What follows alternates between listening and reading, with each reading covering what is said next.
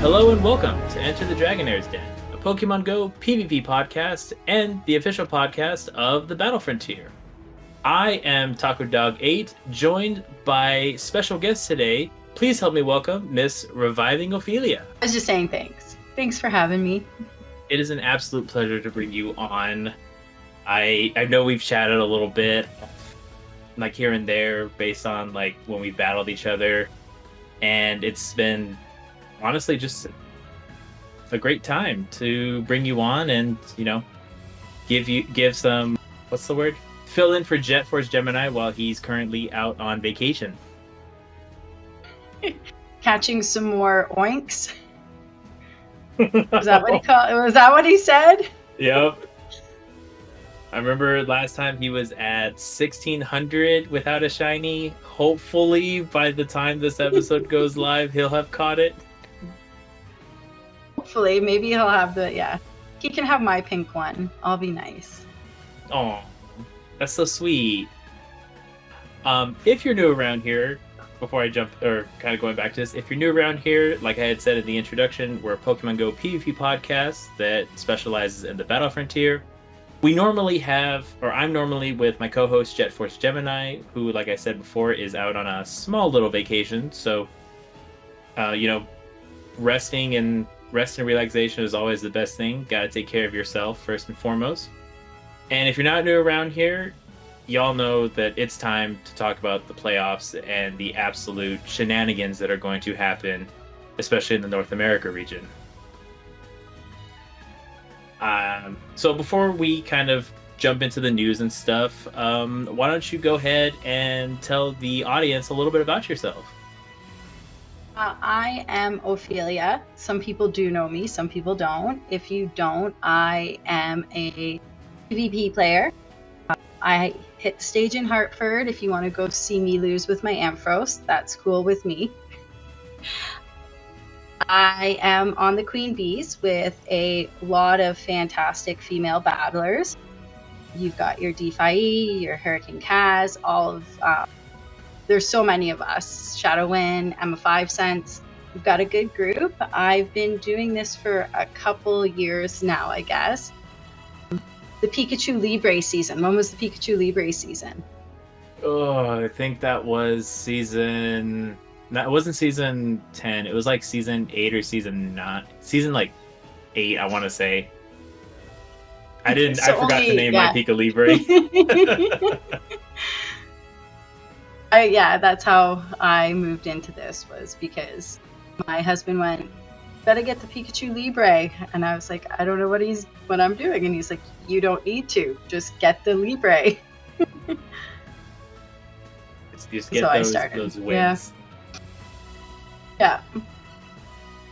Well, all right. Then I found you through a tournament a while ago. I battled you. I think you were the first person I ever battled in a show 6. Oh, goodness. I'm so sorry.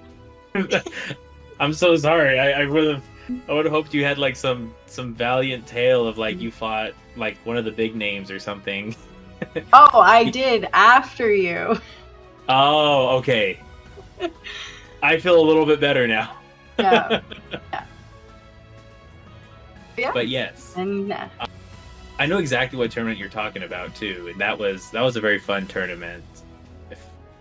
I think it was 2022's I think it was a charity stream. It's on the tip of my tongue. I think it was like the We Won't Stop Battle for Row. I think that was the name of it, or it was something along those lines, which I thought was really neat. It was a good intro to this world, and then just me and one of the guys that I knew from a Discord went, "Hey, let's start our own factions." Way back, and then we started the Gudra Goonies. Gudra Goonies. Sorry, go ahead. No worries. I was gonna ask you, hey, do they have any affiliation with Gumi University? No. I can't even remember why we picked that name. It was just a bunch of misfits from Dan Ottawa's Discord when he had it going, and we didn't survive shutting down of Sylph and making it to Battle Frontier. We all kind of ended up on other teams. Gotcha. And so you were on the Gudra Goonies, and you were also on the Queen Bees. Were you only on those two teams, or were you on like another team? So one season, I hopped on to help Hayleaf on the Singapore Dragons. Okay. The year they went from APAC to North America Open, I took kind of a season off from the Gudras and kind of just filled in there. I did Ultra League for them, so. Oh goodness, Ultra League is scary. They at least were, for me.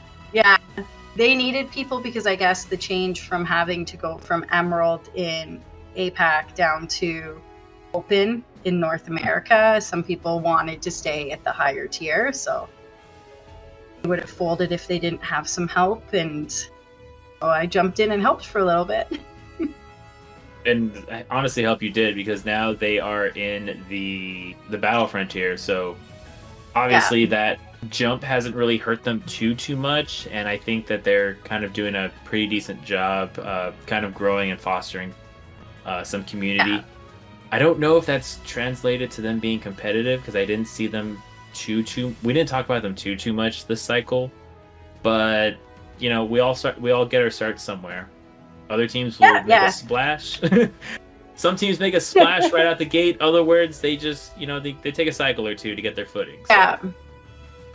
We're very happy about that. Yeah, it was an interesting start to the season. All right. Well, thank you so much for that introduction. Once again, thank you so much for bringing you on. Before I forget, we do have a special announcement at the end of this episode, so you're going to want to stay tuned for that. So for right now, we're going to go ahead and dive into the Niantic and Battle Frontier news. Battle Frontier news, there is none, because it's playoff time, and there wasn't anything new that popped up, other than one correction that I unfortunately had to say. After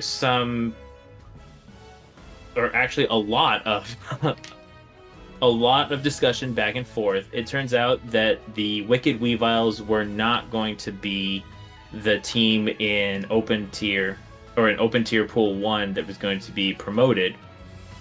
It was actually going to be A9 Elites, due to, and it's gonna sound very kind of like because I'm still a little confused on it. Unfortunately, due to, I guess, the amount of quote-unquote quality wins that weren't counting a bye, A9 Elites had a better win percentage than Wicked Weaviles, which gave them the bump. This is a very controversial thing, as the captains in the captain's chat were aware of. However, one of the things that I do want to stress with the Battle Frontier is it's kind of the system that we're using for the time being, and I'm not saying if you don't like it, get out. I'm saying if you don't like it, bring a healthy change to to the referees, to the staff.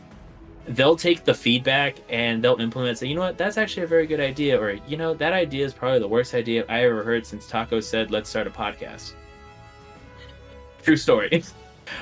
But all of that being said, the community is there. It's like the Battle Frontier, by players for the players.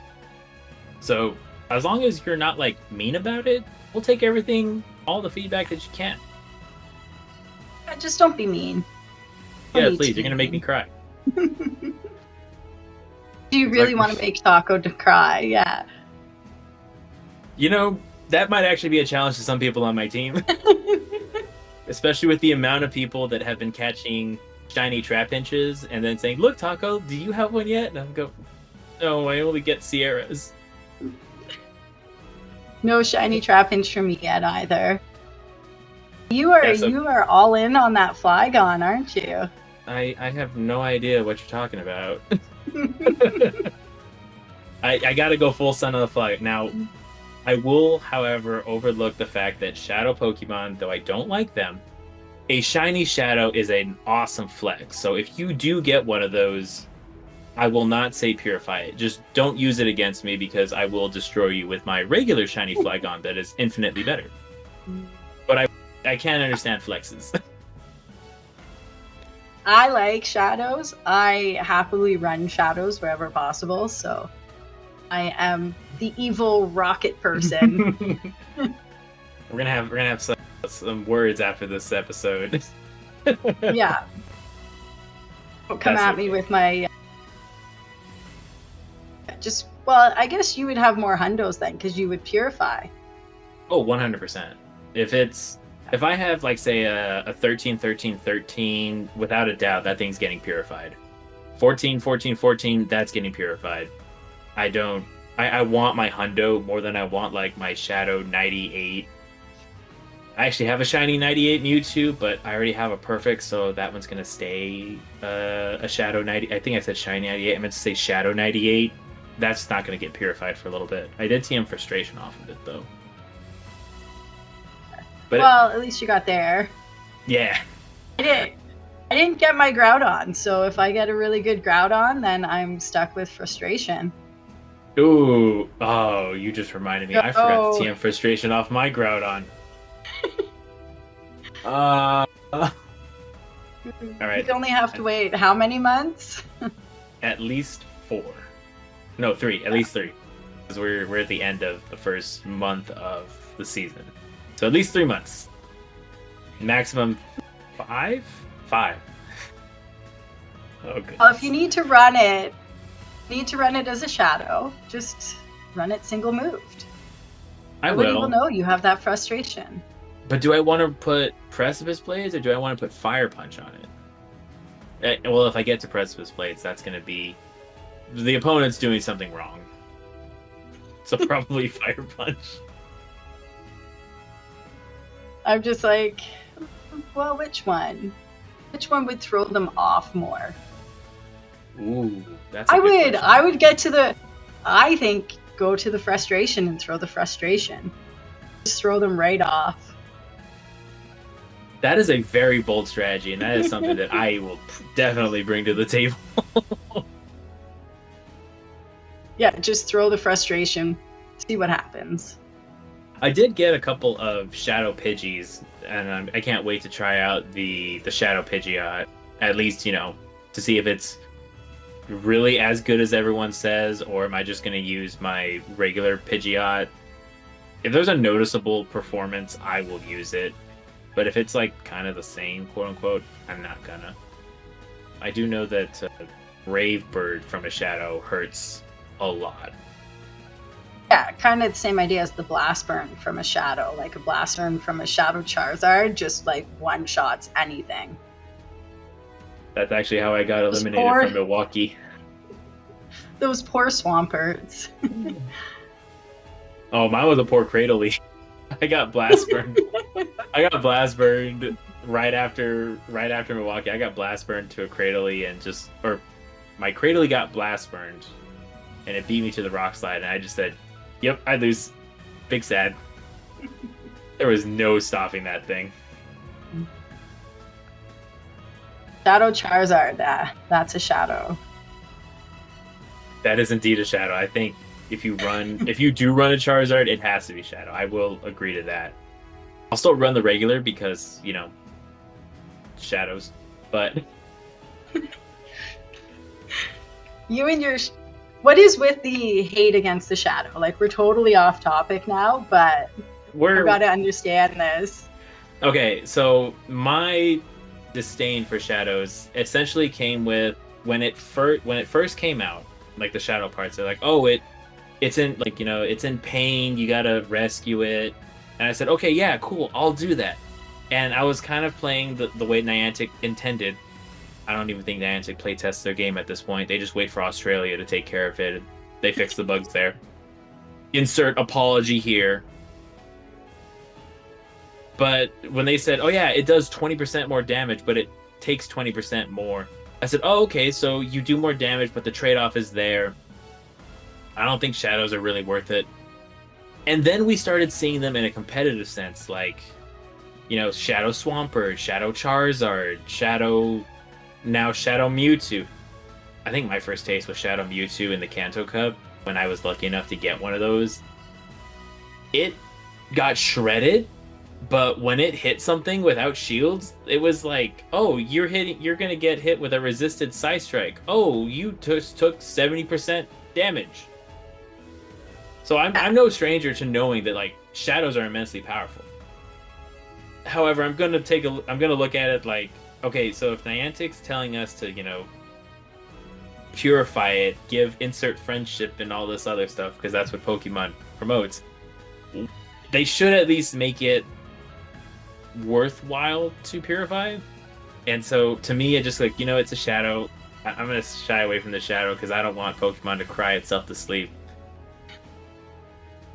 And I'll try to purify when I can. So that's kind of like my disdain for shadows, and I've been advocating for a shadow nerf as much as I've been advocating for Breaking Swipe Flygon Wen. I sound like who's it? Mike Nerd. Is it Mike Nerdlaw with the cowboy hat Caterpie? Oh yeah. That kills me every time I see him post that. Cowboy hat Caterpie, please, and that's all he writes is cowboy hat Caterpie, please. Honestly, at this point, Niantic should at least make it an April Fool's joke where Cowboy Hat Caterpie exists for a day. Yeah. So that's kind of like it's hilarious. So that's kind of my disdain for shadows in a very big nutshell. I've advocated, make them 10% stronger, but have them take 30% more damage. Or and then something everybody along just those lines. Purifies. I just don't want to spend the dust to purify.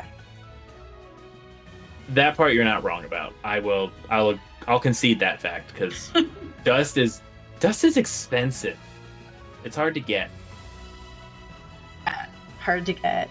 I hoard. I'm like, I'm not going to build anything until I absolutely need it. And then you go and you have to build like 10 things at one time, and there goes all your dust. You're like, oh.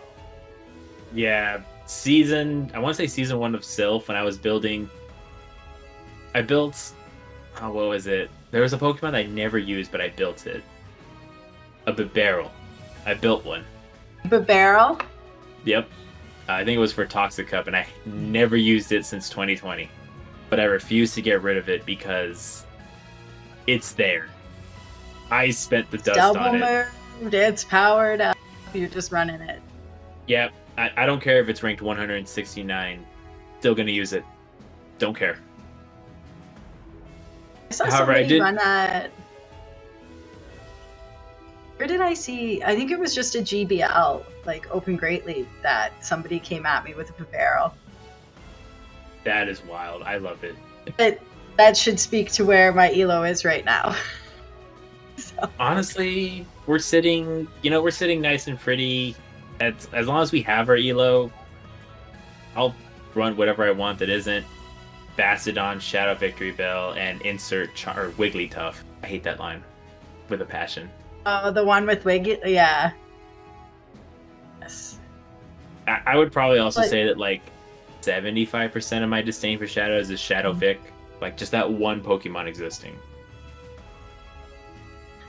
Just shield and you just barrel through anything. Like you can even get to a Leaf Blade against a Talonflame if you tap hard enough.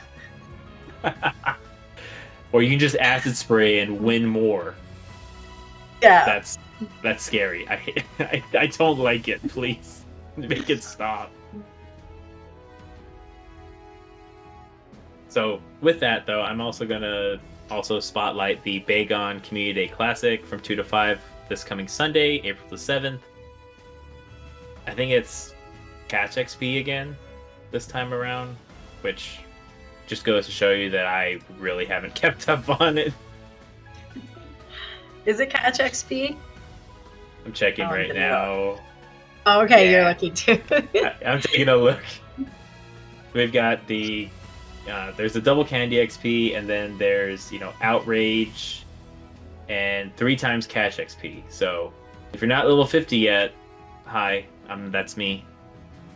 Maybe go out for a little bit. Time to level up. Yeah, level up. I'm like halfway into level 48, but I know I'm banned from leveling up for like 6 more weeks because I have to get 25 kilometers of walking. Okay. Which I walk, of course.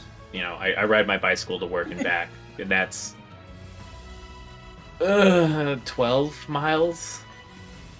Yeah, 12 miles a day, 60 miles a week. Easy peasy, lemon squeezy. Does the game actually pick up you moving on the bike? Normally, no, but because I stop so much to flip gyms or spin stops, or if I get a net like an auto nest I ride through, I'll stop and try to catch all the auto. It picks up the distance, thankfully. Normally, if you're going on a bicycle at like bicycle speed, no, it does not. Wouldn't? Yeah. Kind of like a car. Bingo. And that's also the not fun part. Not fun part? Yeah. It's not fun. Are the parents still looking at you as you're riding by? Oh yeah, definitely. I'll just be like pulled off to the side of the road, and there'll be like a mom that's on her stroller looking at me going, "What are you doing?" And I go, "I'm catching Pokemon. You're walking with your little one. We have this understanding. Leave me be." Yeah. The Facebook mom groups. After a community day, I'll go on the Facebook mom group, and then it's all, why are all these people standing in circles taking pictures of my kid? And everybody's like, no, they're not taking pictures of your kid. Don't worry, they're playing Pokemon Go. I swear, after every community day, our Facebook group has our Facebook group has that. You would think after a couple of times that happening, everyone would kind of be used to it, but hey, I guess the new moms of the group that join are the ones posting, maybe. Yeah, well, I guess because it's a big park, right? Like where most people go it's just a big playground. There's like with a carousel and then like a train, like one of those like little ride-on trains. So it must look really weird when people are standing beside the carousel doing raids, I'm guessing. You just got like a group of like 20 people sitting beside a carousel. Can respect it. We used to park or downtown. There's this like historic mansion. It's a gym, but it doesn't host raids anymore. But at the time, we would all drive up, fill up the parking lot, do the raid, and then we would all just drive away. So it got so bad to the point where the owner like came out and was asking like, what's going on and this and that. And I go, we're playing Pokemon Go, and they're like, was there any way I can get my deal removed? And I said, yeah, go to this website, contact them, and go from there. Here, I'll even help you out. I'll do what I can. I'll wave my magic Niantic wand, and gyms will no longer be there. Apparently one time it actually worked, so now gyms or raids don't spawn there anymore. But the gym's still there. Well, then at least you can get your 50 coins. Yeah. Okie dokie. So that was, Bagon and a little bit of... We're going to go on a lot of tangents today. It's going to be great. Yeah, I'm sorry. Sorry. No, don't apologize. I love it. And of course, we've got there's going to be, by the time this episode goes live, we're going to have the sizable surprises where there's supposed to be more showcases of XXL Pokemon. Apparently Niantic said that they're going to debut the smallest showcase. I don't believe it for the least bit. I'm just going to say that they're all the XXL ones. And then, of course, we've got Celesteela and Kartana coming. Celesteela in the southern half, Kartana in the northern half. If you're looking for the best grass raid Bond attacker, get the Kartana. You're really gonna want one of those. At level 30, it beats everything except a level 50 Mega Venusaur. Take that information for what it's worth. I like it. I use it in my rockets all the time. It did. Yeah, excuse me. It gets Razor Leaf and Leaf Blade, right? So it's just spamming moves out. Yeah, it's just spammy. That's what I like about it. Yeah, it's I a can Razor respect it. Leafer. Yeah. Just looking at one that it can also run Air Slash. And Ooh. then take your pick. Although I don't know in terms of flying. Do people even use flying raid attackers for legendaries nowadays? Maybe when Buzzwole was around in Faramosa. But that was a while ago. I'm gonna be 100% honest. If it's not on my recommended battle party team for a raid, then I don't know if it's even good in a raid. That's fair. It's like Niantic, what are you picking? Niantic knows best. Just trust the Niantic recommended. It will never steer you wrong. No. Auto-rect for raids. Yes. I'm the person that people hate. Like, you know, everybody's like seeing the little animations around, and then they're like, why is there a Snubble in? And it's like, oh, hi. Look, that Snubble's doing its best, okay? When we had the primal raids for Groudon, we were filling up lobbies left and right.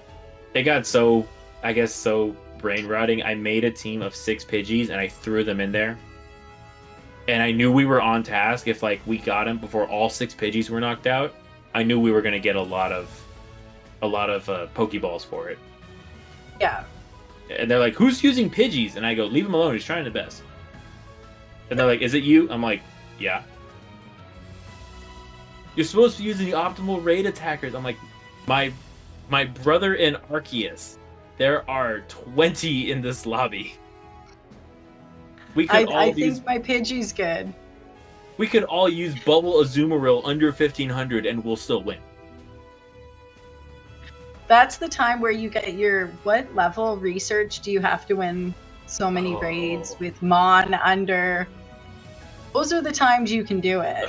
Yeah, that is definitely. I had like different parties set aside. I'm like, okay, I'm using these 6, I'm using these 6.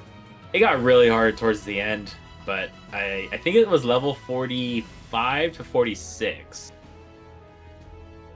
Or somewhere along those lines. I had just recently completed it.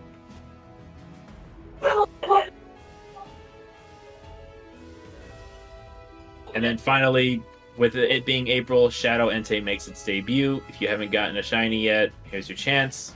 If you didn't get a shiny Shadow Raikou, I'm looking at you, Millennial, one of my locals. Big sad. So I won't be rating that too much. Entei is kind of a meh Pokemon. I haven't really been raiding all that much. I'll probably do like a remote raid or something like that just to get it done, and then live in the middle of nowhere. We have to drive to do raids. I'm so sorry. Yeah. And I don't drive, so I need somebody else to drive me. That's fair. I ride a bicycle downtown. It's about 3 miles from my place, and so I'll just leave it, in a very, very well lit, security cameras from like different businesses are all looking at it. People will think twice to steal from that area, and I just play for a couple of hours, and then I'll ride home.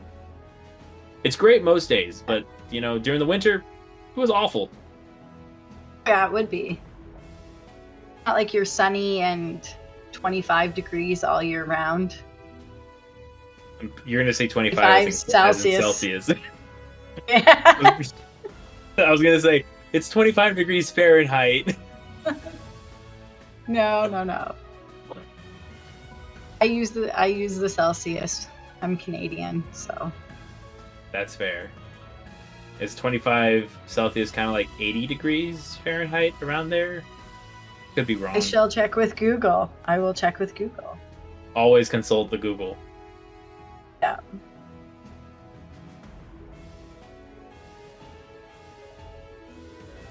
It's 77 Fahrenheit.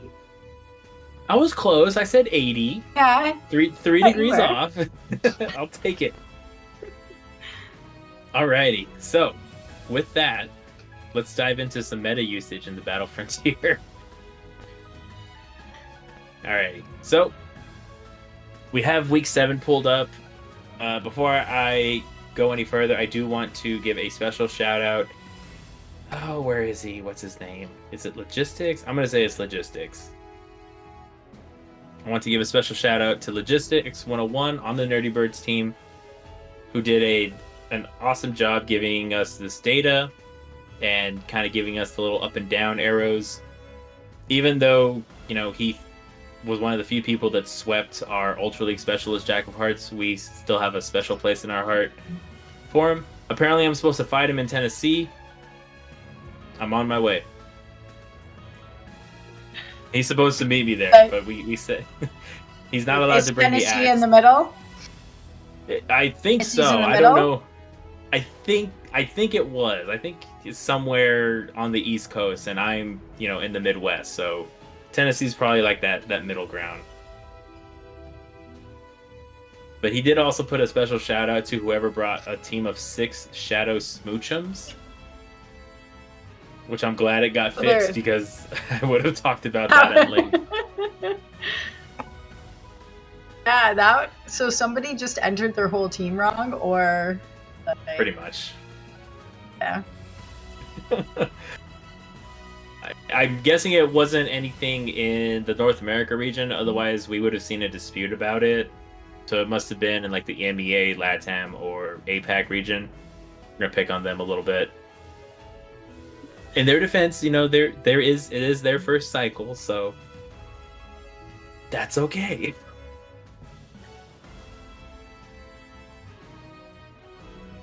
So with that, we're gonna know that. How was that even an option to get picked? I guess it's there, right? Yeah. So so you can register the team, and then you have a separate option to select if it's a shadow or if it's not. Sometimes, like if you hit Shadow Dialga, we'll know like that's not supposed to be Shadow, and it'll get fixed within like a couple of seconds. Otherwise, I guess someone was just using it to be funny, and then the team's locked, and they go, "Oh, shoot. Oops." So that is kind of how I interpreted it. It is what it is. We do what we can. Yeah. So with that, let's go ahead and jump into the Open Great League, where this is the final standings for the week 7. Afterwards, the sample sizes are going to get a lot smaller. So I don't anticipate any more changes other than this is kind of what we'll be stuck with. Starting the Open Great League, we have G-Fist, Chrysalia taking up the top 2 spots with over 30% usage. Clodsire is also up there, which is kind of weird because you have 2 ground types.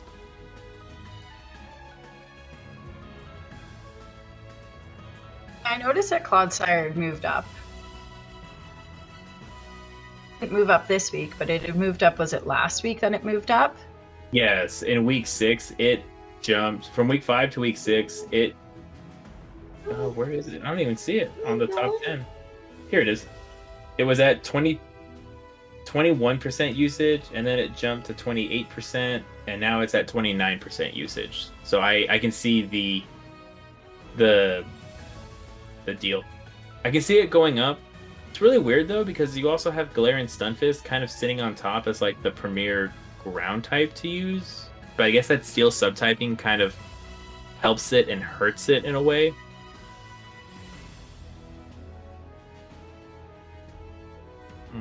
I'm just looking at all of them, just seeing.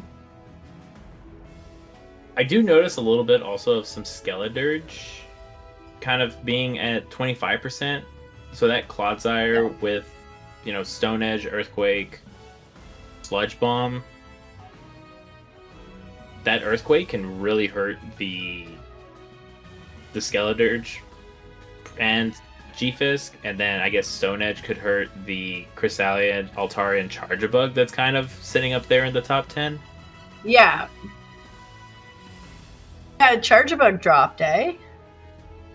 Oh, it did. it Yeah. really did. It's sitting at 17%. Chargebug stonks are down. That's what I'm gonna call it. Oh goodness gracious. Shadow Dragonair goes up a little bit, which I love to see. Wigglytuff goes up. It's kind of scary, you know. Charm is making a return. I don't like it. Brion double charm. I'm waiting to see that again. Oh, please. We had a whole cup or a whole field dedicated to doesn't resist charm. If it resists charm, it's banned. If it has super effective moves against charm against fairies, it's banned. No. Please no. No, not again. It was awful. It was just awful. And I'm not just saying that because I went 0-3 twice in it. I legitimately did not like it. Oh goodness. So kind of to round up some of the other, I would say, notable standouts, we've got Trevenant and Jellicent coming up. Vigoroth is also going up, which I think is pretty cool. And then Shadow Quagsire, which kind of also astounds me. That's a third ground type in the top, and just outside the top 10. Is the Battle Frontier becoming a ground meta in the Open Great League? I don't know. Were people anticipating more for Alligator and stuff? Maybe, I don't know. Ooh, that's a well, because I also see. Well, on that note, I do see Shadow for Alligator sitting down at 10% usage. So that is, there's at least 50 people using it. Now, whether or not that translates to wins is another story. But the Shadow for Alligator with Shadow Claw, you hit Stunfisk, you can get out those Hydro Cannons. You hit Cresselia with quote-unquote fast move pressure, especially with Crunch. So you can do Hydro Cannon Crunch, Hydro Cannon Ice Beam. I would say for Alligator might be a little bit more on the rise because, if you have Ice Beam, you can hit Altaria and just knock it out of the sky and Dragonair. And then with Hydro Cannon, you can hit everything that is not named. Actually, is there anything that resists it? Guzzlord and Pelipper. Everything else is going to take a sizable chunk. Oh, and Cresselia. I forgot about Cresselia. But you still got to be careful if it has Crunch or not.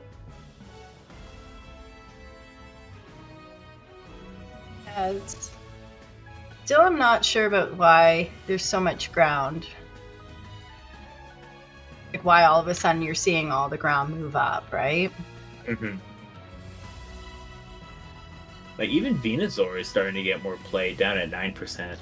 That is quite an option for quite some choices of some other trainers. Yeah, I'd like to know the mindsets of the points, right? Because trying to decide your teams based on the points, going, you know what, I'm gonna throw all my points into this one mon, and then I'm just gonna pick whatever I can to have 0 points. Yep. You do what you can on that one. Yeah, you do what you can on that. One high points, and then I would have just picked all these tiny little ones, so I knew I had my one really good one. And if they do the job, if the 1-pointers do the job, say of a 2 or 4 point mon, if you can save there, do it. I've seen trainers win in the most random of ways. I will kind of point out on the Diner Don't Care side, we had an unfortunate. It was an illegal team. And the player had banned a certain mon. It was one of the 2 7-pointers, and they banned the 7-pointer we were looking at. They were still able to win with 5, which I thought was really neat. But at the same time, I kind of chastised them, and I said, "You got to make sure you submit your team on time. You can't just you can't do that. We won 11-10, but I was like, you can't do that, please." That 1 point could have made the difference between victory and defeat.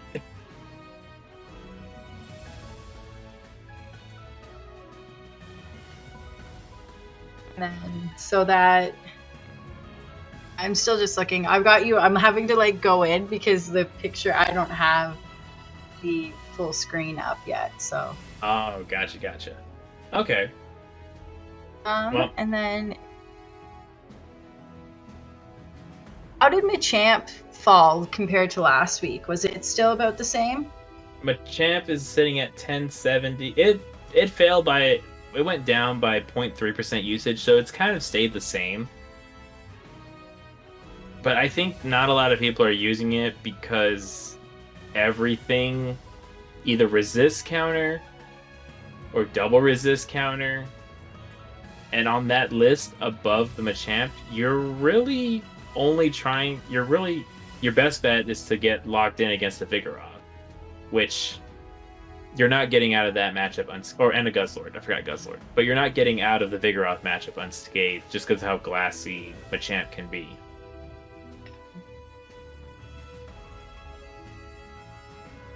Do you have any...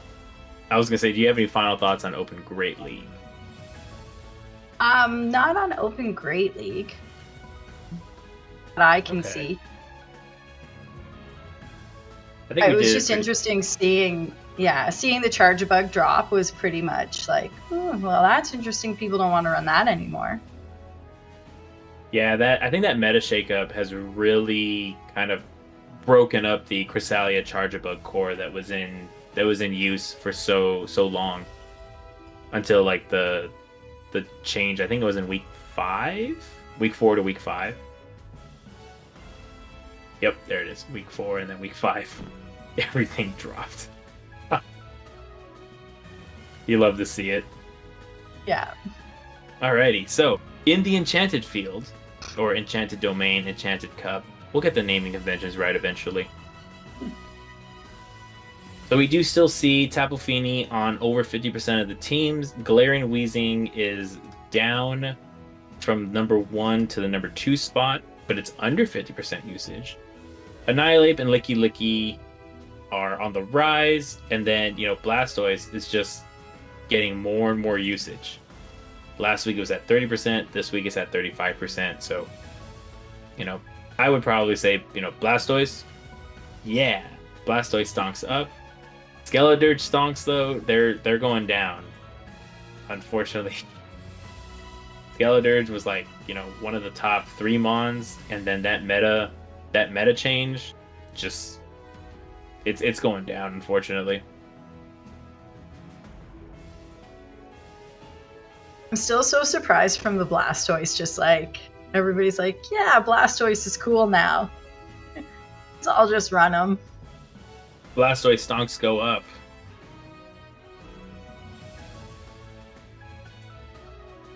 Is it? Maybe it's because, I guess the way I'm kind of looking at it is Blastoise can kind of... Actually, no, I can't even use that train of thought. Because I would say Blastoise kind of, with its I think it's Hydro Cannon, Ice Beam is what it's mainly known for. It can kind of be that pivot per se, but I can't see it. What's the word? I can't see a universe where Blastoise outdoes the Tapu Fini, aside from Blastoise taking neutral damage from, say, like poison types like Drapion, Overquill, Dragalge, Skuntank. It'll be taking neutral damage from those poison types. But I think that's the only edge I'd give it over, say, Tapu Fini. Yeah, Tapu Fini's still right up there. Yeah, it is pretty oppressive, because, you got Tapu Fini and then Galarian Weezing. But I know Galarian Weezing can beat Tapu Fini, you just gotta use a terrible move called Sludge. And so... Bring on the sludge. Oh, goodness. I've been sludged a few times by Galarian Weezing. It's not a good feeling. You're expecting the... it runs overheat, right? So you're expecting the overheat, and you get... Yeah. You get what is it? Play Rough, Sludge, brutal swing, overheat. When that Galarian Weezing hits the field, you don't know what move it's going to have. And that is probably the scariest part of that thing. But, you know, the rest of them is like Annihilate, Blicky Licky, Skeledirge, Doubles making a nice, you know, a nice run at it, nearly 30% usage. That Wild Charge can really throw people for a loop. You know, I think Body especially Slam, when you Wild got Charge. a Tapu up there, right? Yeah. Blastoise is making Rise, get to the 2 Wild Charges. You can sit pretty there. Yeah, and Double is definitely one of those mons where you have to get it up to level 50. So it's quite an investment, but that investment can very much pay off in this enchanted field. I do have to give a special shout out to my boy Flygon, sitting at 9% usage, and that arrow's going up. On a semi-serious note, though, Flygon with that Mud Shot, Scorching Sands, or even Sand Attack, Scorching Sands, you still have to stay away from those fairy types because fairy types are scary. But just being able to pressure poison types not named Dragalge and Galarian Weezing, you can still have pretty neutral play into the rest of the top mons up there. Also, give Breaking Swipe to Flygon, please. I fully expect you now to do that on every Twitter post that Niantic makes. Just go, Breaking Swipe Flygon, please. Breaking Swipe Flygon, please. I'll be very honest. I've wanted to do that. I am just so lazy that I'll do it for like 2 days and then forget about it. It's like, done. I'm doing my part. Alrighty. Do you I wanted to kind of go into the Master League yet, but do you have any final thoughts on the Enchanted Cup before we move on? The Dragalge, it actually held its own. I was quite surprised when you saw it actually get used. It wasn't like, it did more than I thought it would. It withstood the meta a little bit more than I thought it would. Yeah, that Dragon typing you would think would kind of hurt it, but then that Poison subtyping kind of gives it, resistance like against Annihilate. And you take neutral damage from Skeledirge, Disarming Voice, and you can still hit back with Aqua Tail, Gunk Shot, Outrage if you wanted. Like, I think those are like the only moves you can really need to worry about on Dragalge. If you're not careful, that Pokemon will catch you off guard. Yeah. Saw it a couple times. Speaking of that, I have to go build one. You fought against a couple of Dragalges, you said? No, I saw like when watching my teammates battles. Okay. Gotcha. Yeah. I want that info. Alrighty. So, Open Master League, where it's pretty much the Gyarados show. With a massive boost from 63 to 71% usage. What was the point for Gyarados? How many points was it? That's a very good question. I'm checking. Open Master League, Gyarados was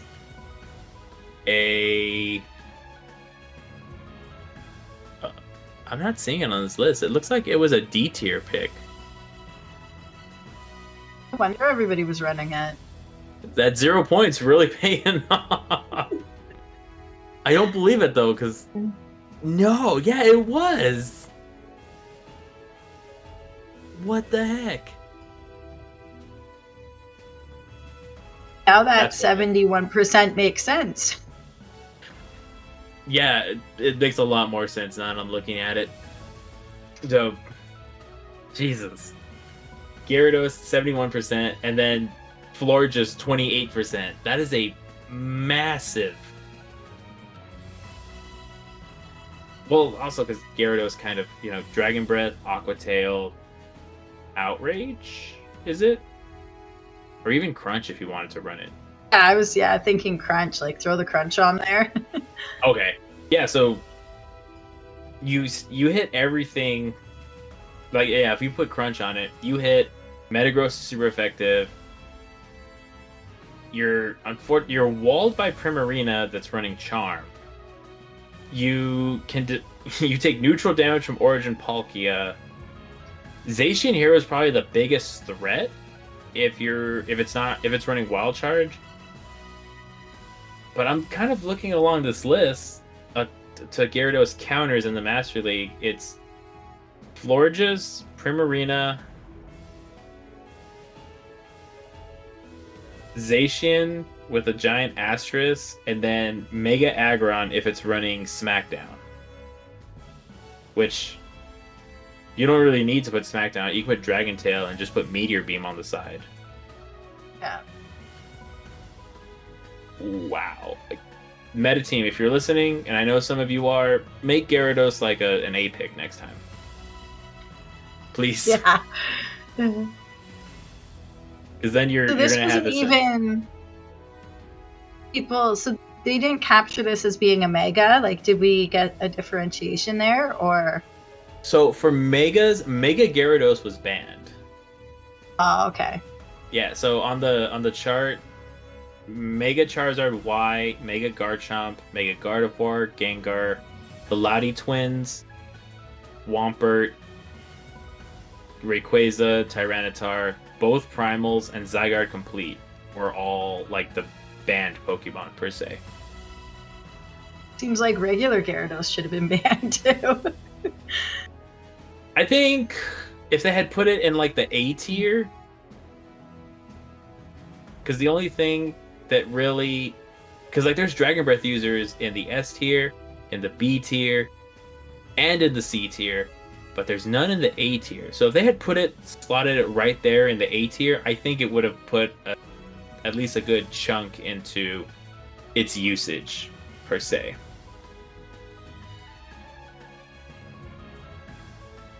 It's still crazy that it's like 71-24. Like,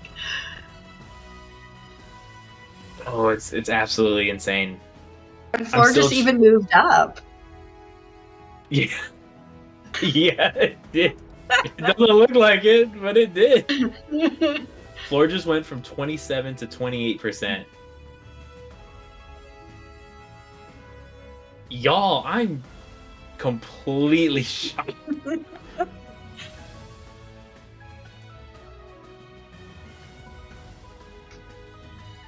Yeah, it's just like, oh, I mean, everybody must have just went, yeah, Gyarados looks good. No points, we got it. I guess also we do have to add the fact that we had, it was the last week. Everyone was trying to push towards that playoff spot. So, Gyarados, I choose you. Are you calling everybody tryhards? If you're in playoff contention, I would hope you're trying hard. Unfortunately, the Dark Knights were trying hard, but at the end they fell short 12-9. So, of course, Dino Don't Care was trying not to get relegated, and we had help. So we had a lot of help. On that note, though, let's go into Serene. Yeah. Where, I mean, this will probably be like the quickest I will give. Last week it was Azu, Defense Deoxys, Jellicent, Alolan Raichu, Oinkologne. Hey, what do you know? It's the exact same. Yeah, the exact same. Even though like the usages changed a little bit, it's kind of the same old, sadly. But I do want to give a special shout out to Matt, who used Shadow Latios the entire time in Serene. It was very much the feast or famine Pokemon.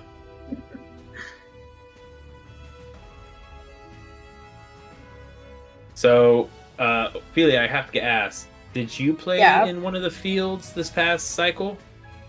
I played the whole time in Primordial. Oh, I did the whole, what was it, 7 weeks in Yeah. Primordial. okay, So good. I 'Cause didn't stray too far from that meta that didn't change the whole time. Other than I did make a couple rando picks once in a while. Did you bring a Gudra? I did. Okay. Last 2 weeks, I ran a Gudra. 1 week, I ran a Relicanth. It's like, I'm just going to give this a go. Did not work. Kind of just got benched. It was actually rated fairly high on PV Poke. I was like, yeah, looking at my teammate or my opponent's like previous matches, and I was like, Relicanth can handle this.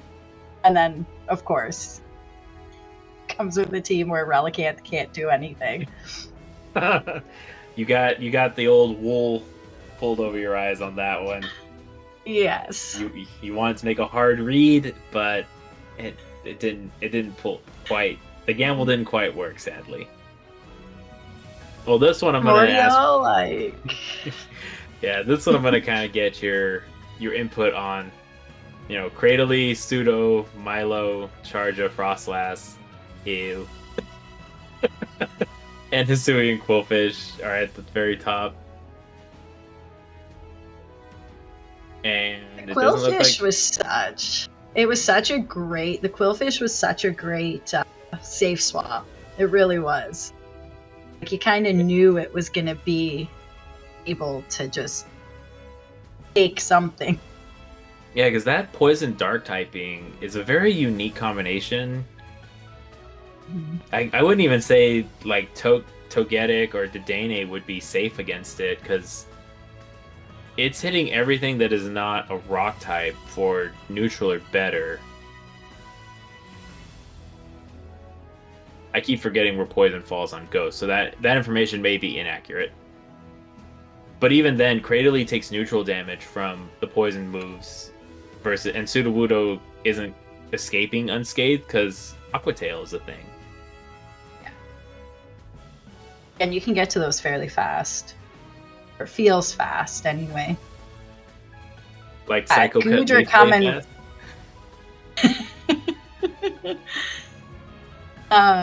The Gudra, once they gave it that Aqua Tail boost there, like the buff, oh my god, Gudra like was fantastic. Yeah. I am still jealous that I am unable to get a Great League Gudra, and I'm very sad, but I will get one eventually. My stats on it are horrific. Like, it is not good at all. And I'm pretty sure it's a cringe CP too. But I was like, no, it's...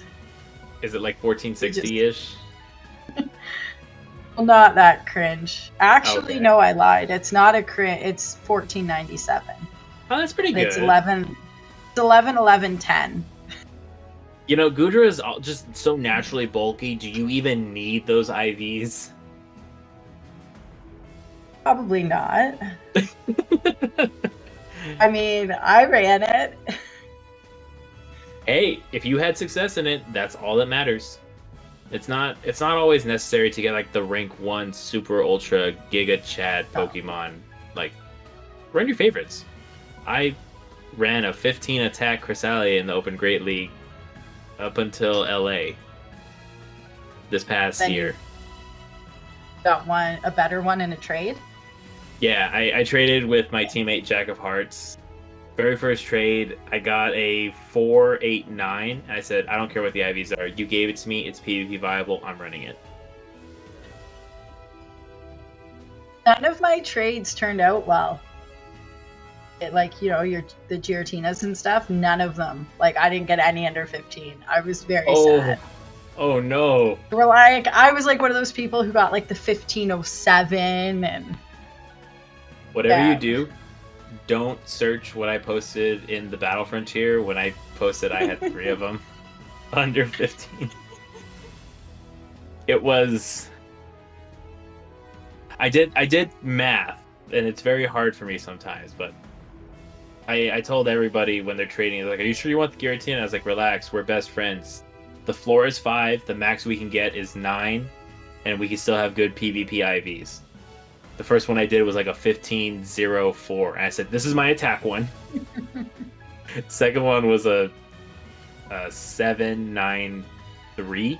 I said, "This I don't care what this one is. We're using it. Full send. Let's go." So, but I still have my research Giratina. So if we ever meet in person, I will trade it to you. Oh, you're so sweet. But I will not go to Canada. And then it'll come. I can't go to Canada. I mean, you could cross on your bike. I could. That's a lot of pedaling. Actually, people cross the border on bikes, do they? Oh yes, there's a bike trail. Also, if you're, like I said, if you're not new around here, you knew this was coming. The bike tangent. There is actually a bike trail that starts in the Seattle area / Vancouver, and it uses one of the old railroad systems, and it goes from the furthest point of the northwestern United States, and it goes all the way across, through the mountains, through Nebraska, through Iowa, Chicago, and it'll eventually dump you off in Washington, D.C. And it's just like, it's called the Great American Rail Trail. And it's just like old decommissioned railroads that, cycling advocates have kind of thrown money and resources at to have a bike superhighway, for lack of a better way to put it. Bike superhighway? Yeah. The U at Nebraska made me laugh. I guess you're not a Cornhuskers fan. No, I will say Nebraska has inferior corn to Iowa. And insert all the Iowa jokes. Also, quick side note, Iowa beat LSU and is going to the Final Four. I am so hyped about it. But I know this is not a sports podcast, so I'll contain my excitement. We have gotten sweet vengeance. Anyway, so yes, anything else you would like to know on the Primordial Cup? Ooh. Did I see the same teams every week? Yes, I saw the same teams every week. Did you see it? What was the best spice pick you saw from the other team?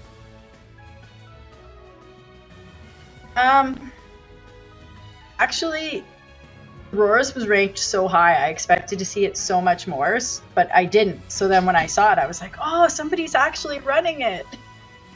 I would honestly put Aurora's as one of a more spicier option as well, especially with, Cradily and Sudowoodo and my Lodic up there. Those 3 Mons just look like they were built to counter Aurora's. Yeah. That's why I was kind of surprised it was ranked so high on PV Poke. But I don't know all the little ins and outs that goes to building the ranks. I will probably say, with PV Poke, it does give a little bit more weight if, say, you land the Meteor Beam or you get the boost and this and that. So most of the Sims, I'm guessing, was a 1-shield scenario, landed the nuke move, and it was just an average of all the combinations. This is what it spits out. Unfortunately, I would probably say with the Battle Frontier, they're a little bit more skewed to the more skilled battler portion. So I land the Meteor Beam and I get the boost and I'm able to, do all that fun jazz. It doesn't happen as much. Yeah. So that's probably my rationale. Yeah, when I saw that, I was like, oh, somebody's bringing it. Oh, it also melts. Apparently it melts to Steel Wing Togetic. Or Togetic, however you want to pronounce it. Togetic.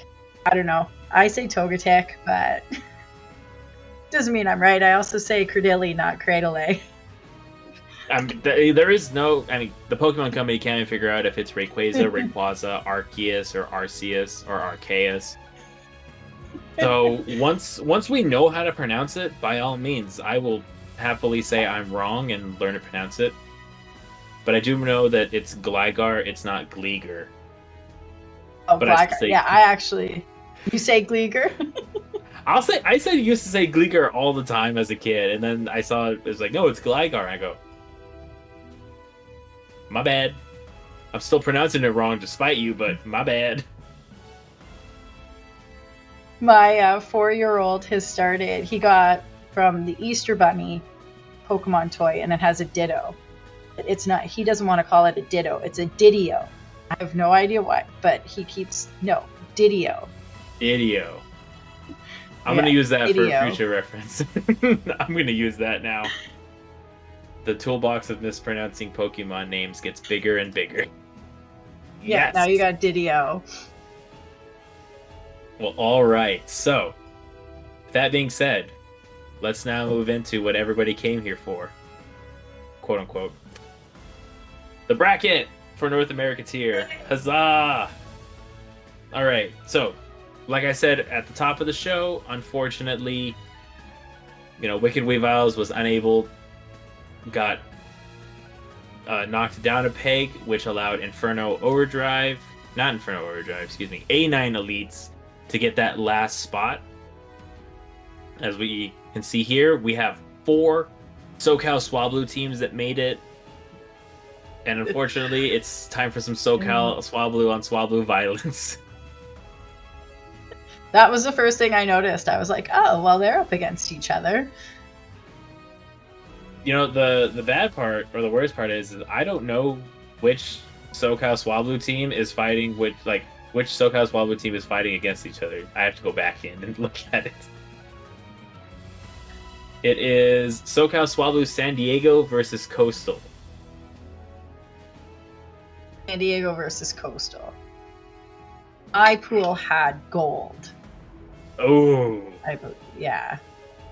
That is the bad Mewtwo's and SoCal Swablu matchup.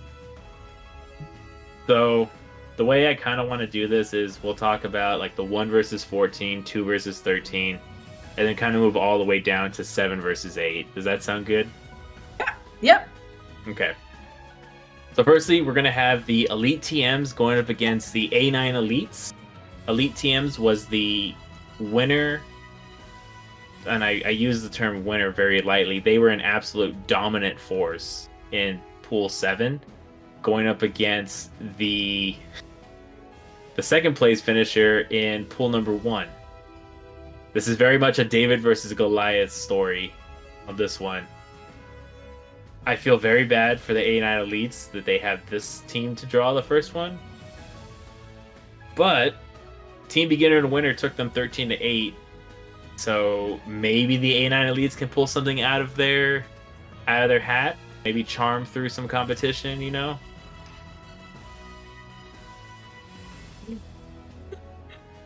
It took me a minute, but I got there. So I know the Elite teams are are the absolute dominant force. You got players like S. James, who was the runner-up in Peoria. They're also the final Silphactions world champion. Their resume is just we could spend an hour talking about them. Yeah. But we can't spend an hour talking about them, sadly. I will say the Captain's a really nice guy. He's very nice, very technical. This whole team just looks very solid. I don't think A9 is going to come out of this one scoring more than 6 points, unfortunately. Oh, you don't think they might take them 12-9? I don't think so. Unfortunately, I want to say that Pool 1 was like the most quote-unquote balanced pool, but at the same time, looking at, Pool 1 to Pool 7, and it's very hard. It's very hard to, match those teams up. I think A9 Elites is one of the newer teams as well, so they still have a lot to prove, and they could prove me wrong. But I don't see them scoring more than 6 points this week. We have to wait for 2 weeks to find out. Yeah. Well, no, the playoffs started this week, April 2nd. I thought it was bouts where April had to be done by April 14th. Wrong? I might be wrong. I'm consulting the announcements. So we have. I read that wrong. Player reveal. Oh, no, you're right. You are absolutely right. Yeah, I was like, or did I read it wrong? Maybe I was like. No, I was under the impression they still lasted a week, but, you know. This one's, 2 weeks? Yes. This is going to be very logistically difficult on our end. Battle Frontier staff, I love you. My goodness. I mean, it's also my fault. I didn't plan. I'll plan better. We'll do what we can. But yes, you are absolutely right. They're going to be like, Taco, you have the reading comprehension skills of a potato. It's been up for 2 weeks. And I'm going to go, look. That's not the point here. Like, oh, we don't have to wait that long. And then you're like, oh, wait, yeah, sorry. No, we absolutely do. This also could be a very much it's going to be 11-1 by the time the bout gets underway. Yeah. So we'll see what happens. But this one, I'm going to say Elite TMs wins 15-6. Sorry, A9. Yeah. What about you? What do you think the final's going to be? You picking 12-9? I'm going 12-9. I think we might be surprised. Okay. Right? Because I don't know, the underdog story, right? Like, oh, well, they're going up against the Elite TMs and they're newer to the group when they're just going to pull it. They're going to pull it out. I do love I will be the first to admit, I do love a good underdog story. Not this time, though. This is probably as safe as it's going to be. Well, either way, as somebody in the open pools, Elite TMs can move to where they need to be. Yes. Do want to give a quick special shout out. These, the top placings in these ones, the top 2 teams, like number 1 and number 2, whoever finish after playoffs, are going to be placed in the legendary tier to make it 10, 3rd and 4th, champion tier, so on and so forth. Ace is going to look a little bit differently. They're going to add teams from there. Or like the bottom teams, I think it's 14, 13, 12, and 11. Yeah, 11 through 14, they're going to add in the Ace tier. And then they're going to do relegations, I want to say. Could be wrong. I need to reread how promotion and relegation is going to work. But I think playoffs are going to finish first. And then relegation promotions will take effect. Which is going to be a lot of fun.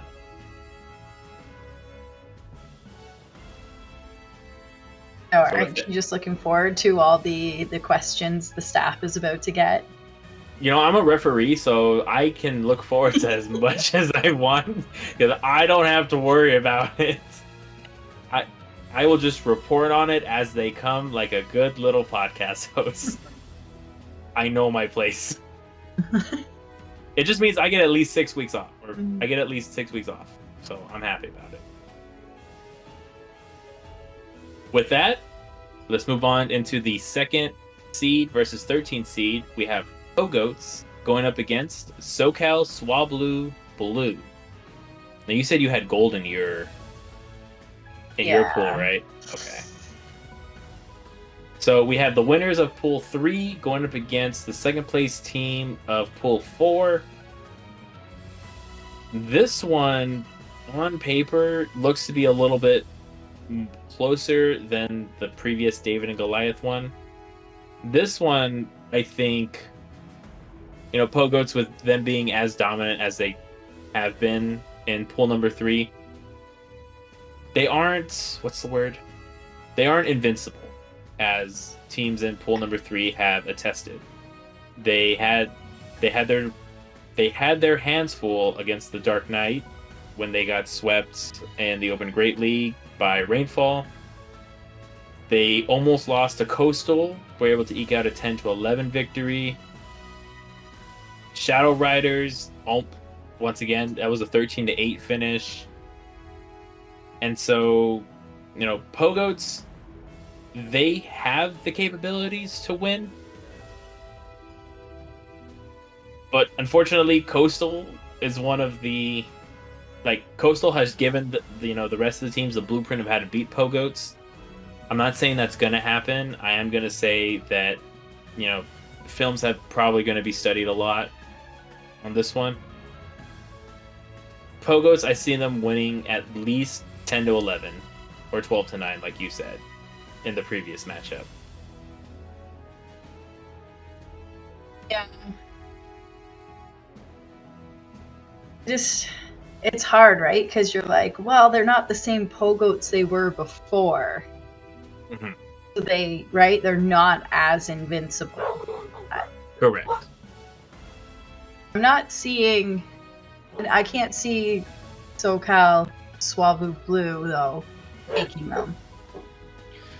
So, I think the way the teams, when they were established, it was Gold, and then Blue, San Diego, and then Coastal.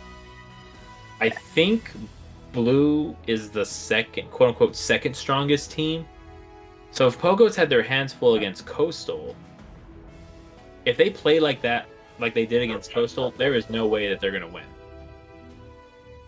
I'll be the first one to say it. Now, of course, I could be wrong, and they can spank Blue, 19-2, and I'll say, you know what, Taco, eat your words. At the same time, though, I just don't see it. This will probably be my first upset pick. I'm going to take Blue 12-9. Yeah. What do you think? Yeah, because yeah, I know, because you're looking at me. I'm just like, well, it is the Pogoats, but then I'm like, it's not the Pogoats. True. And I know Pogoats do have that history of being dominant in Emerald tier. Yeah. Where was Blue in factions? Oh, that's a good question. Blue they got double promoted out of Iron into Bronze, and then I think they got promoted to Silver. And then they were promoted to Gold. Because I remember them and Brave Nerds fought for about when Brave Nerds got double promoted twice. And so, in that instance, I'm thinking that I'm thinking that Blue was on that climb. They just, got stopped because Sylph disbanded. Yeah. I'm going to trust you on this one, though, and go with the upset, because that's a bad thing. Yeah.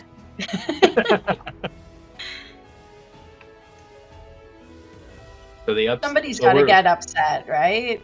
Somebody's got to get upset. True, yeah. So this is our upset lock pick, is what I guess we're gonna call it. Yeah. It's gonna be 12-9 or 11-10. It's gonna be a slugfest, and I'm here for it. It's gonna come down to that last bout. Yep. Alrighty. So this next one.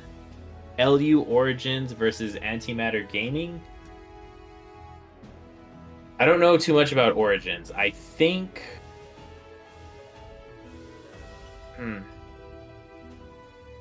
I don't know. This is going to be a giant question mark. I know Antimatter Go is the official team of Antimatter Gaming, that esports organization. LU Origins, though, which one did they win? They won pool number 5? 5. Oh, this is a straight-up rematch.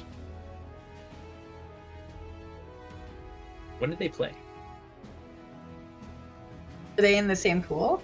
They are. Or they were. Yeah. So, in their first battle, LU Origins beat Antimatter Go 13-8. across a very, I'm gonna say a very not divisive, but like they had rise to occasions on Legend United on LU Origins. House Stark, Jangles, Nighttime Clasher, Magic Mason, Ko. Wait. No, Ko is on Antimatter. Magic Mason, World Champion It's Axon, Valiant Vish. That was the first time they played. It's going to be a very stacked roster. Sounds like it. However, with Antimatter Go, the last time they fought, they had Cheetah, Big Dolan, Alleging Tuna, Dr. Roast Beef, Ko, Thanks, the 6'4 Ninja, and McLacey. So in terms of like name recognition, LU Origins definitely has the capabilities of being a juggernaut team. Definitely not a team you want to sleep on. However, Antimatter Gaming, I think with this rematch, they might have learned their lessons a little bit. They might have found a little bit of a blueprint to defeat LU Origins. Yeah, and they also have a little bit probably more experience now too, right? In the sense that Dr. Roast Beef was on Vancouver. He made it to stream a couple times. He did pretty good in Vancouver. I recognize the name because I made a joke to my 11-year-old, Dr. Roast Beef, and it's a roast beef wearing a stethoscope, and he's like, "You're not cool." You know, I used to be at that point where like I didn't understand humor, and I've reached that age where I don't understand child humor anymore, and it makes me very, very sad. I'm just not cool, so it's all right. Okay, you're cool in my book.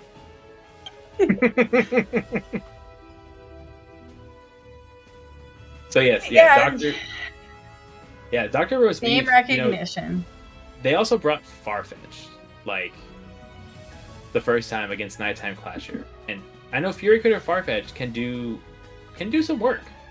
Unfortunately, because of that flying subtyping or that flying typing, it gets really, really, really hurt by a Alolan Raichu. But you can still, hit back just a little bit with that Fury Cutter damage. So this one, I think it's going to be 13-8 the other way. I'm picking Antimatter over. No, sorry, it's going to be a 13-8 rematch. LU Origins takes it.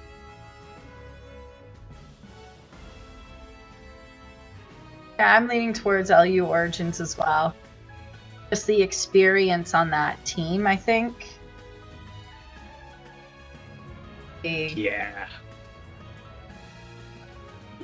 I'm like the experience, and you're going, yeah. It's just they've been in these scenarios before, and so that team is so stacked that they know kind of how to play to move up.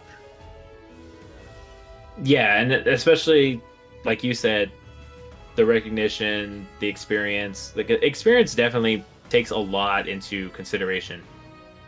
I will say, like, in that aspect, you have, like you said, when the experience comes back, ultimately when the chips are down, if it's like a 9-9 scenario, and you have, like, say, Rise to Occasion fighting up against Cheetah, Cheetah, I'm going to pick on you, I'm sorry, who I know is an awesome battler. I don't know of them too much, so I'll kind of put them as, like, not, quote-unquote, as experienced as Rise.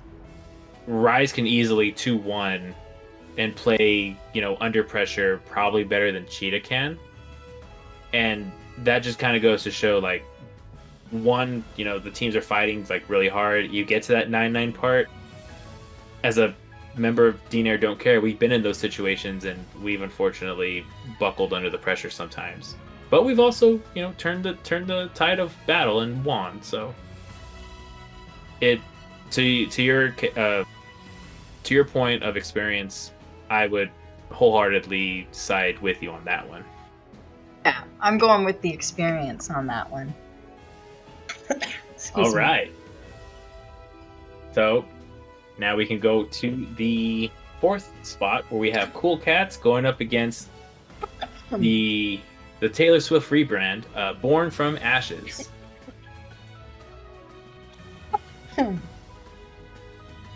So Cool Cats was the winner of pool number 2. And where did Born from Ashes come out of? Pool 6? Pool 6. So they only lost to the SoCal Swablu San Diego team.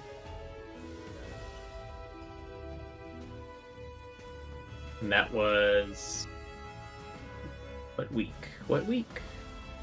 That was a 10-11 match. So that very much could have been a different scenario.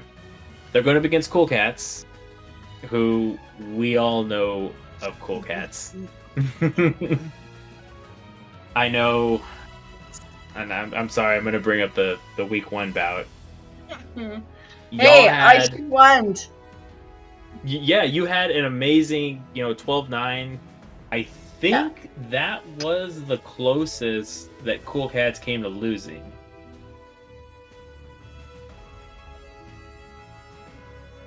I'm going to fact check myself in real time. Let's see, I see a 20-1, I see a 12-9, 12-9, 14-7. Yeah, that was the closest that they came to losing. So, give my props, credit where credit is due. Alright, I just need a second. No worries. I can jump in. I can jump in on this. So oh, you have Mel too? Yeah. Jelly. Yeah, it was a pretty fun team. Yeah, it was. So for them, I don't think they can get comfortable. They can't get too comfortable, and because I feel like maybe that happened in that first bout, right? Because I went 2-1 against Ramberto, and people would be like, "How did you get how did you beat him?" And it's like, well, if you just I'm not speaking for him, but the idea that maybe they were just, they're just regular open tier team. We're Emerald. True. However, counterpoint, you won. That's true. And so, of course, that's not. I would say, of course, that's nothing to scoff at. I understand, Cool Cats is they were, and this is just me quoting them, an Emerald mainstay, had never dropped out of Emerald since they got up there, and they felt as though they were snubbed from the World Championships in Sylph, that not to dig up too much dirt and drama on that one. They were also the King of the Hill champions, so their resume is almost as long as Elite TM's. Yes. However, I will say that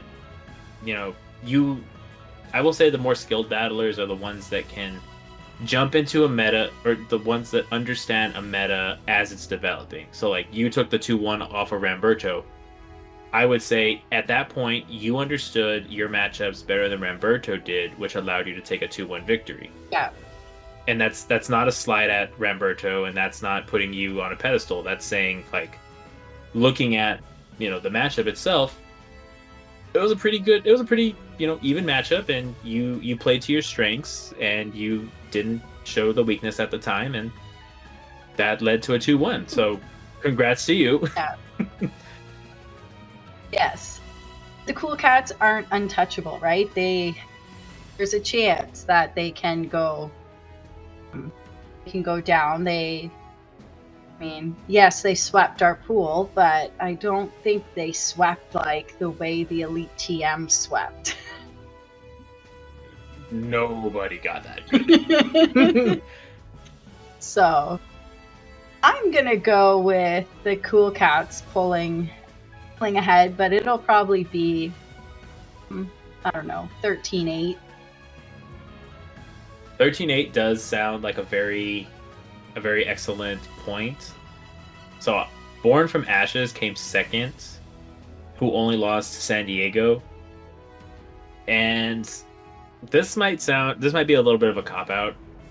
You know, Pool 6 was kind of a quote-unquote weaker tier because you had a bye and then you had a team that dropped mid-cycle. In this scenario, Cool Cats, you know, like you said, they're not untouchable.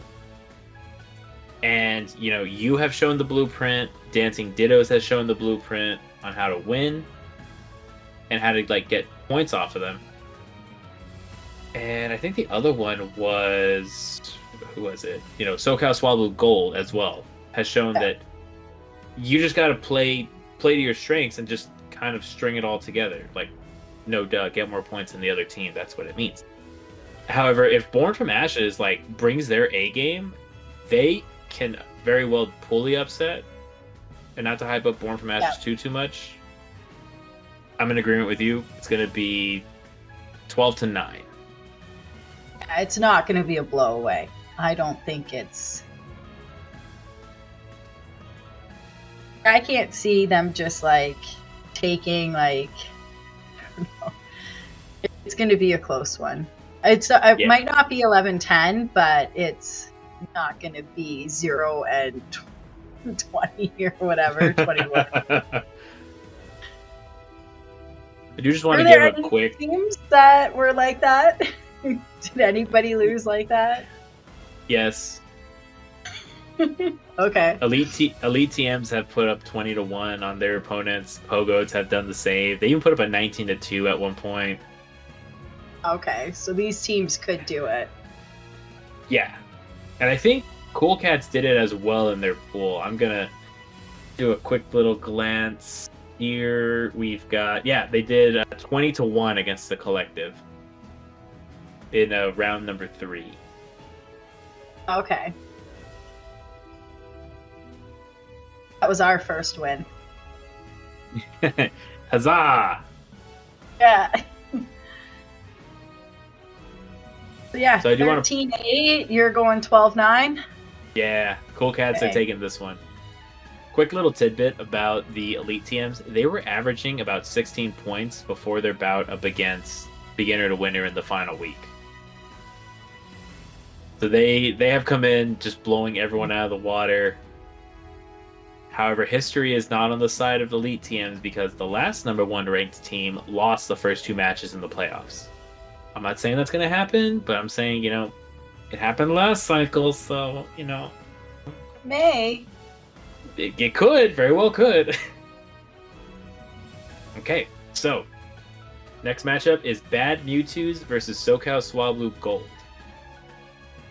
Now, without getting too, like, digging up too much of the past, I know Bad Mews and SoCal Swablu Gold fought a lot, and I think Bad Mewtwo's was the second team under the Bad Mews banner. So I'm operating off of that assumption. And if I'm wrong, someone on the Bad Mewtwo's, please reach out to me and correct me. I will happily make the necessary changes in the next episode. So in this one, it kind of seems like a little bit of a rematch. I don't know the history behind the teams, but I like SoCal Swablu Gold in this case because they are, I would say, like, they're the A team, the first team. They've got more experience, I think, than Bad Mewtwo's just by looking at it on paper.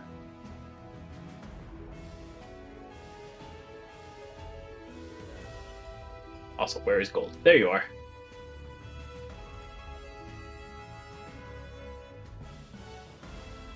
Yeah, the Swablu Gold was tough. They were a tough team.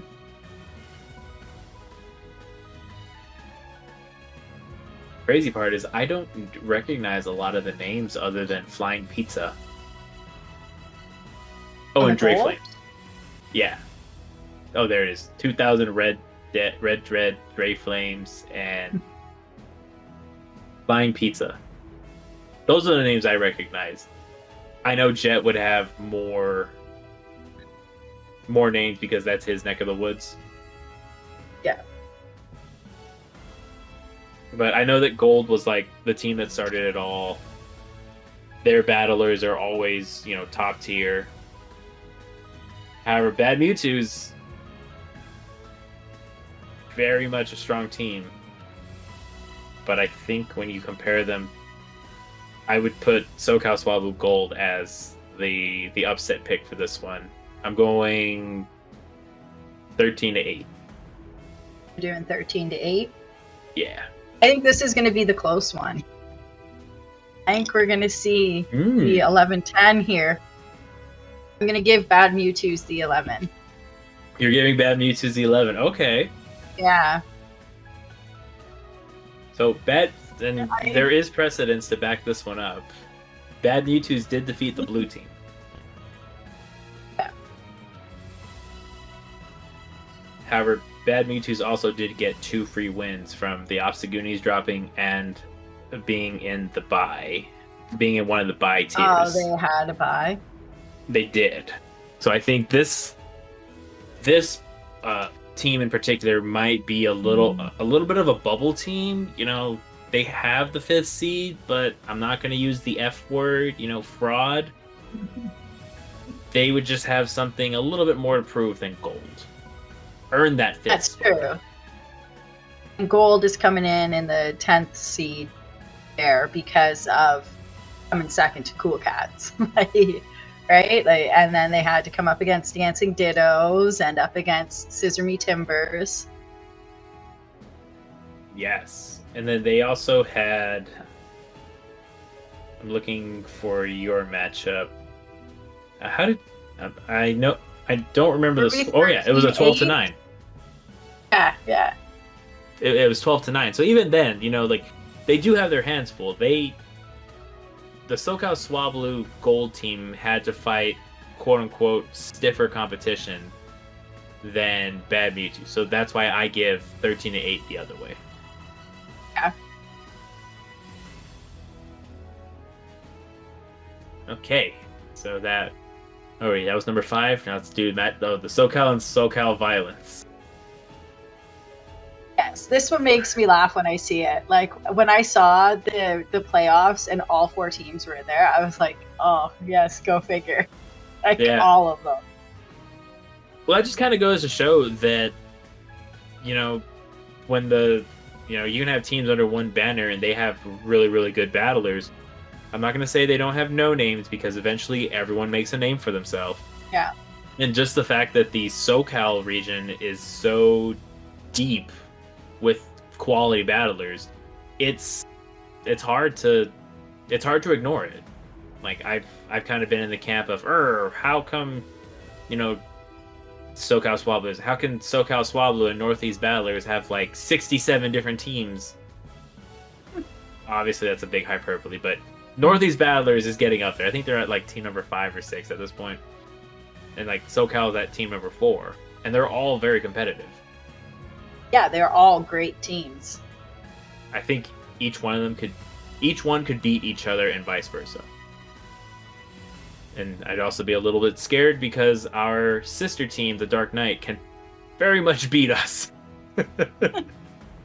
we won the practice bout.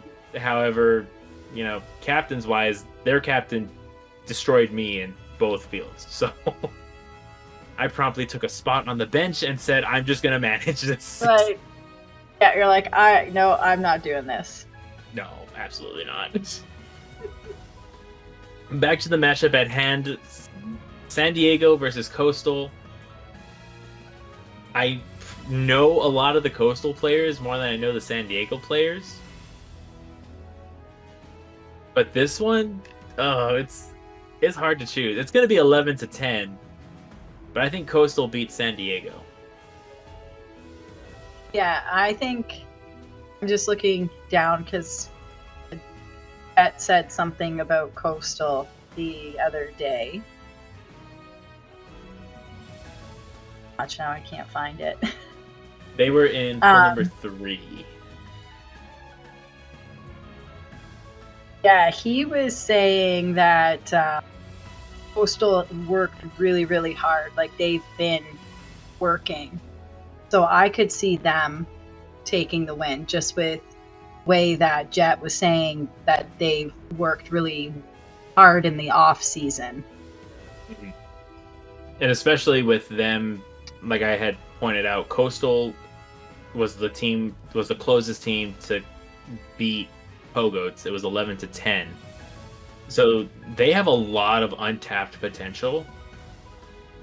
And the fact that, Coastal itself was just on a tear.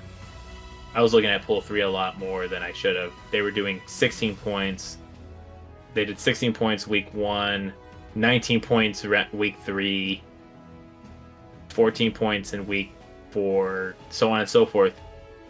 And it took them, like the Dark Knight, was the team that gave Coastal more, that gave Coastal more trouble, or as much trouble as Pogoats did when they fought, because they blew Shadow Riders out of the water, and Shadow Riders blew Dark Knight out of the water. 14-7. Yeah, so I'm going to go with you and say Coastal's going to take this one. Ooh. Jet, I know you're listening somewhere. You can just, before you start angrily commenting, just let you know it's nothing personal. It's just there. It's just our thoughts. Alrighty. And finally, we have Inferno Overdrive going up against Team Beginner to Winner. This is supposed to be the quote-unquote most balanced section in terms of wins and stuff. Inferno Overdrive comes in as the only undefeated team to not crack 100 wins, and Team Beginner to Winner comes in as the strongest second seed. I think Lyle Jeff and co in Team Beginner to Winner is going to end up taking this one. I don't even think it's going to be close. No, this one is going to be Team Beginner to Winner. This will probably be a 14-7 or 15-6. Yeah, it's not. And with his tear that he's been on, right? I just can't see. I wonder, is Lyle in the Open Great League bracket? I kind of want to check now. No, it's been Dax, looks like.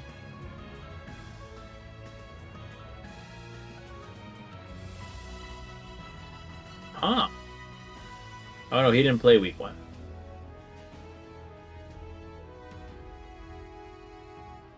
Yeah, it looks like a trainer by the name of Dax has been doing the Open Great League slot, which means he's in a... What's the word? He is in a field slot, most likely. And kicking butt at it, too.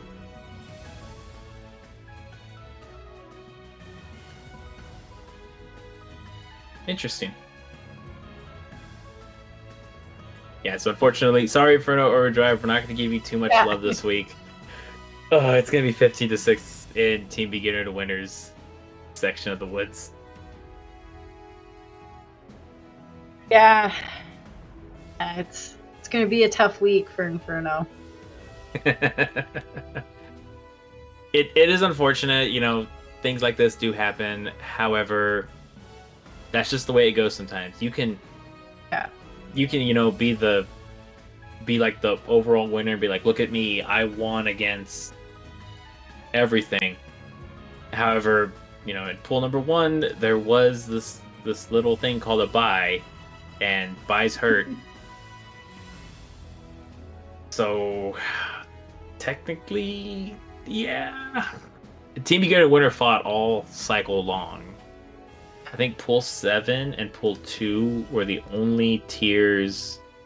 No, pool 2, 3, and 7 were the only tiers that didn't have a team that dropped because of a bye. I would probably rank pool 1 as... Sorry. I would probably rank either pools 2 or pools 3 as the most balanced, quote-unquote, pools of... What's the word? The gauntlets for this one. Yeah. Pool 7 was just top-heavy with elite TMs and beginner to winner. They were up here. Everyone else, unfortunately, was down here. Yeah. But that is the way. Yeah, it goes because sometimes. in pool 2, after the cool cats, right? Everybody kind of was so close. There really wasn't like a vast difference in points. Yeah, and everybody had, Cool Cats had 7, Gold had 6, Bad Batch had 5, Dittos had 4, Timbers had 3, Y'all had 2, Cavaliers had 1, and Collective had 0. That was a really neat, just a very even spread amongst everyone. I don't know if y'all planned that. Don't answer that on the podcast. That can be seen as match fixing, but that's still a pretty neat thing that it just happened to end up that way. Oh, I guess on April 14th, we will know if our predictions were correct. I know, I hate it. 2 weeks. Yeah, 2 weeks is gonna be a long time. I'm gonna hold my breath for it. I'm not really looking forward to this 2-week break, but we'll definitely find something to chat about next week. Yeah. Maybe. Maybe. Right. Maybe, definitely. Maybe. Well, I'm sure there'll be tons. I mean, you're going to have to talk about Community Day, right? And you're going to have the Community Day to talk about, and maybe you'll finally get your flag on. Look, I'm gonna go. It's Like maybe... it's wrong. It's wrong that I really want that shadow, because I don't like shadows. But I mean, it's Flygon, so it's needed. Are you gonna get to 1700 shadow fly? Like, are you gonna get there? I'm gonna try. 1700 trap inches. Yeah. Oh no. It'll probably take me 10 Sierra attempts. I'll get the shadow. Within 10 of them, I'll get it. Which means I'm gonna need to do a lot of riding. And the Rocket Raider has to stop, or the Rocket Balloon has to stop giving me Cliff or Arlo. Very, very tired of it. Please. Niantic, please. That's where you just close it and you're like, all right, next balloon, Arlo again. You're like, I guess I'm not getting Sierra. Try in 3 hours. Go from there. Alrighty, so this would normally be the time where we would send it on to break and jump into part 2. However, this time we will not be doing a part 2. I'm going to do all the housekeeping stuff and special announcements now. So don't click off of the video or click out of the episode just yet. There's awesome stuff. So, firstly, we want to thank our amazing patrons that help make this, keep the digital lights on. It's great. We want to shout out our Dragon Egg patrons first. Thanks Obama, ZT Smith, Sotiri, and DFI250. Y'all are amazing. Much love. Many hugs. Flygon loves you. And then we also want to shout out our baby dragon tier. We have the amazing, the talented RevivingOphelia. Wrong way. RevivingOphelia and Herm13. I'm used to going this way, but I'm like, wait, it's a mirror. This way. Mirrors are hard. Joining the Patreon, you can support the show for as little as $1. You get access to the episodes early. And at the $5 tier, you can jump in the recording booth chat and fact check us in real time. That's normally all I really have to say. $10 tier, we haven't gotten there yet, so we're not talking about that yet. Quick Play Pokemon segment, April 23rd, Iowa City. There is the Play Pokemon Local Challenge. If you like those points, like those TCG cards, come on down. It's a lot of fun. And then we do have a Discord where you can join in, read the rules, tap the taco, all that fun stuff. Honestly, hanging out here. Mrs. Ophelia here is a lovely member of the Discord, and I think you've been having a great time in there, right? Yeah. I especially like when the Naked Hornet goes off into a full send on Master League, and then everyone else just starts going, Master League. Grrr. So honestly, it's a lot of fun. We do have a Twitter. We are at Dragon Nerd Den. Follow us there for updates on the show as well as the teams. You can follow me. I am at TacoDog8. Be warned, I post F1 memes, I post RuneScape memes, I post Viking memes, and I just post Pokemon memes in general. So, buyer beware if you follow me. And I do have to make this amazing announcement. I'm super happy to announce this. So, the submissions for the podcast hosts for the other tiers, EMEA, LATAM, and APAC, have closed. We want to thank everybody for signing up and reaching out and just hanging out and vibing with us. We're going to announce the new hosts. So for the APAC region, it is going to be actually RevivingOphelia with some co-hosts in the APAC region. She is honestly amazing to be around. Y'all are in great hands, and we're going to give the APAC region the much love that they so much deserve that we try to do in the NA tier. So I'm going to give a nice round of applause to Ophelia. It's great. Thanks for doing this. Looking forward to it. Now I just gotta find me some co-hosts. There's always a special guest, and if I have to jump in and help out again, I'll learn. I'll learn APAC. It's gonna be difficult, but I'll learn. For the EMEA tier, we have two lovely ladies from the Girls at PvP server. I think I know one of them for sure is in there. I think the other one is as well. Feel free to fact check me on that one. But we have the amazingly talented Taffy Star is going to be one of the co-hosts for EMEA. The second one is going to be, and I gotta check my notes here for a second because I'm very bad, is going to be Hurricane Kaz. And I believe she's the captain of Queen Bees. I get her and Emma 5 Cents mixed up. Yeah. So we're having... She is. Gotcha. So we're having the captain of Queen Bees joining the team. Another fellow captain. It's going to be awesome. I'm super excited. And then finally, in the LATAM region, we have I'm gonna be very bad at pronouncing this, but I'm gonna do my best. Tai Figueroa. It's very hard to pronounce Spanish names. I'm sorry.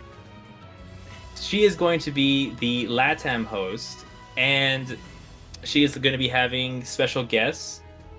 The great thing about the LATAM region is it will be, and I'll probably do my best to make this sound as nice as possible. It will be a special one where it will mostly or almost entirely be in Spanish. Very happy and very excited to work with these wonderful, wonderful ladies. And like we had said before, if you're, even though submissions are closed, if you want to be a host for the APAC region, reach out to myself or Ophelia. I trust her judgment, and honestly, it's a lot of fun working here and being, what's the word? And talking about teams and, kind of rallying up some teams, People just look forward to it. So now getting the other regions into it is going to help a lot, because I do know that people are like, oh, are they going to talk about me? So now other regions have people to talk about them. Yes, and like I always tell everybody, if you see something, if you be I think Gandhi said it, be the change you want to be in the world. They're, like, in this case, we're giving some love to the APAC and other regions. We're going to fill them, and if you still want to, be a part of it, or say, hey, can I be a guest, or can I do be like a backup in case, one of the co-hosts can't make it for whatever reason, by all means, reach out. The worst we can do is say no. Just put yourself out there, right? Yeah, don't be nice afraid. People. TacoDog's really nice, so. Yeah, I do my best. Unless you talk about shadow Pokemon, in which case I'm gonna I'm gonna sick Flygon on you. So, but however, like all kidding aside, it's honestly, it's great. We love to have everybody a part of the team. We're excited to work with, like I said, we're excited to work with these amazing trainers, and I'm looking forward to this next chapter. I don't know. We don't have a timetable set for the other regions yet, so be on the lookout.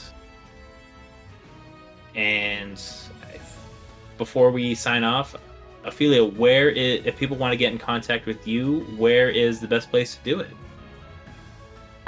Probably, well, you can find me on Discord in the Dragon Tamers Den Discord there, and the Battle Frontier, I'm in there. You can always just search to see if you can find me. Twitter, I'm on there as well. It is at RevivingOphelia, but there's no I in the ING. It was taken. Oh no. So I got creative, right? So you can find me at RevivingOphelia at REVIVNG. So, and I'll be sure to link. I was gonna say I'll be sure to link your Twitter handle in all your episode and all your APAC episodes, as well as this one. It's gonna be very fun. Yes. So send me a DM there. I'm okay if you slide into my DMs. I won't hold it against you. I can very much appreciate it. And of course, if you slide into my DMs, I'm not gonna shy away from it. I may forget to reply because my messages come in as message requests, but I have the thing turned on. I have it turned on to say allow messages from everyone. So I think I just gotta, change the permissions. But like I said, my DMs are open if you also want to chat. So Ophelia, thank you so much for stopping by. I very much appreciate it. I look forward to working with you, and it's an absolute pleasure to bring you on the team. Thank you for having me. And Jet will be back next week, I'm guessing. If he decides to take another vacation, we'll talk about that. Yeah, he's not allowed again. No, sorry, Jet. You used your PTO days for the remainder of the year. Use them or lose them. Oh, that would be a not so fun time. But anyway, it is unfortunately time we do have to sign off. Yeah, so it's unfortunately time we do have to sign off. So, from all of us here at the Enter the Dragon Tamers Den, always remember, keep those dragon fangs sharp. Ice types are still overrated. Stay away from those fairy types. Shadows are still shadows are cool in my book now, just for this week. And until next time, we will see you all in our next episode. Bye-bye!